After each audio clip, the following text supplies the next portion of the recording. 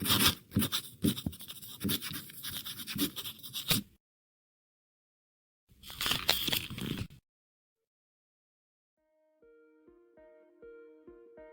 are driven by a perpetual and restless desire for power that ceases only in death. हम पिछली video में Hobbs की biography cover कर चुके हैं। हमने समझा कि इंग्लैंड के हालात और ख़ास तौर पर इंग्लिश सिविल वॉर्स ने किस तरह हॉब्स की ज़िंदगी पर गहरा असर छोड़ा। इन हालात ने उसके ख्यालात में बहुत सख्ती पैदा कर दी थी और वो फिर इस नतीजे पर पहुंचा कि इंसानों में ताकत की एक ऐसी हवस मौजूद है जो कभी ख़त्म नहीं होती। ये ऊपर कॉर्नर में क्लिक करके आप पिछली वीडियो देख सकते हैं। आज की वीडियो में हम जानेंगे कि हॉब्स ह्यूमन नेचर के बारे में क्या सोचता था और लेवाइथन में उसने स्टेट ऑफ नेचर को कैसे डिपिक्ट किया। इन दोनों बातों को समझ के हम फिर सोशल कॉन्ट्रैक्ट और सॉवरेनिटी पर बात करेंगे।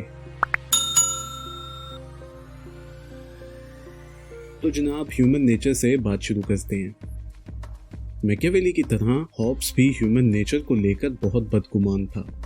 उसने क्लियरली कहा कि लोग तो सेल्फिश और इगोइस्टिक होते हैं जो सिर्फ अपने फायदे के लिए एक साथ रहते हैं। हर कोई अपने लिए सुकून ढूंढता है और तकलीफों को खुद से दूर रखना चाहता है।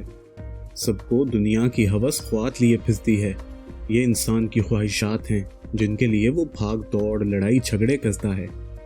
फिर अगर कोई ख्वाहिश पूरी हो जाए तो भी सुकून नहीं, क्योंकि साथ ही अगली ख्वाहिश पैदा हो जाती है। इंसान हासिल तो सब करना चाहता है लेकिन खोना कुछ नहीं चाहता। खोने का खौफ सबसे बड़ा खौफ है, फिर चाहे वो जायदाद हो या जिंदगी।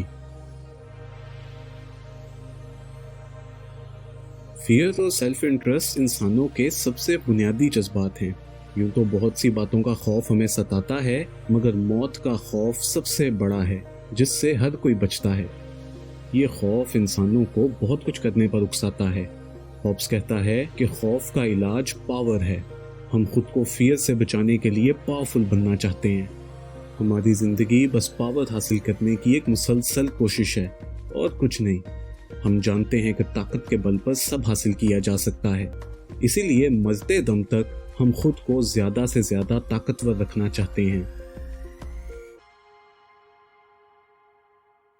अब ऐसा भी नहीं कि इंसान बिल्कुल ही जानवरों जैसा है। नहीं, हॉब्स मानता है कि रीजन उन्हें जानवरों से मुख्तलिफ बनाती है, मगर ह्यूमन सोसाइटी ऐसी ही है जिसमें इंसान इंसान का दुश्मन होता है। लोगों की डिजायर्स एक ही जैसी हैं।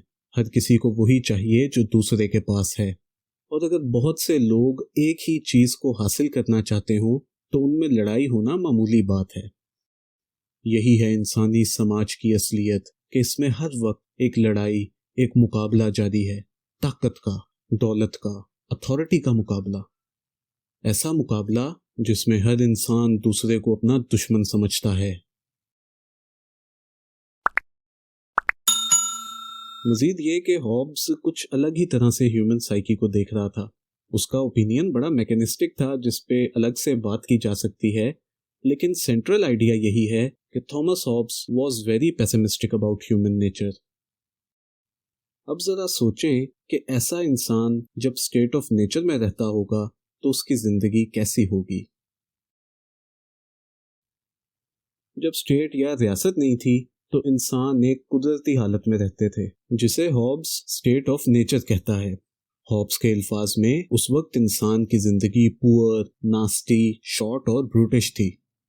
लोग एक दूसरे पर बिल्कुल यकीन नहीं करते थे और उनकी कोशिश यही थी कि जो दूसरे के पास है उससे छीन लिया जाए। स्टेट ऑफ नेचर में कोई कल्चर, कोई बिजनेस और कोई नॉलेज नहीं था, बस डिजायर्स थी जिनको ताकत के बल पर पूरा किया जाता था। वहां इंसान इंसान का दुश्मन था, क्योंकि खोट तो दरअसल ह्यूमन नेचर में है ना।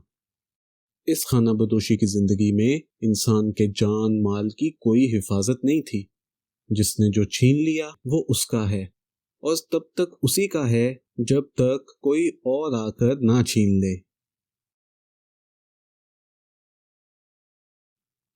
लोग अपनी जिंदगी से बेजार हो चुके थे, लेकिन वो बेचारे कर भी क्या सकते थे। एक साथ रहने के लिए दूसरों पर यकीन करना पड़ता है, जबकि लोगों को तो ट्रस्ट इश्यूज थे। अब ट्रस्ट पैदा करने का एक ही तरीका था कि किसी तरह सब लोगों से कोई वादा ले लिया जाए, या यूं कह लो कि उनसे एक साथ रहने का कोई कॉन्ट्रैक्ट करवा लिया जाए। इसी को हम सोशल कॉन्ट्रैक्ट कहते हैं। हॉब्स अपनी किताब लेवायथन के चैप्टर 20 में लिखता है कि सब लोगों को आपस में यही कॉन्ट्रैक्ट करना चाहिए था।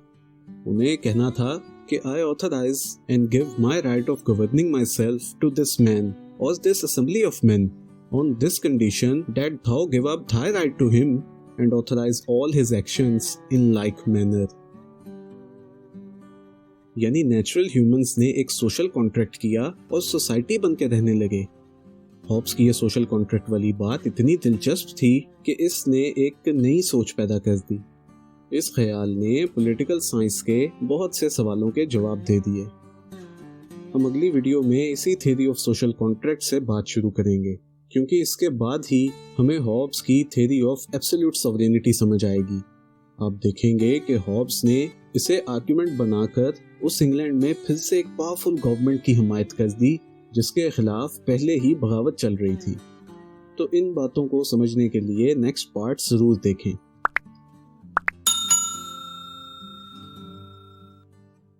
इस वेस्टर्न पॉलिटिकल थॉट सीरीज में आपको बहुत से थिंकर्स पर ऐसी ही इंटरेस्टिंग वीडियोस मिल जाएंगी। मेरे काम को सपोर्ट करते रहें और फीडबैक जरूर दें। Stay tuned. खुदा निगहबान।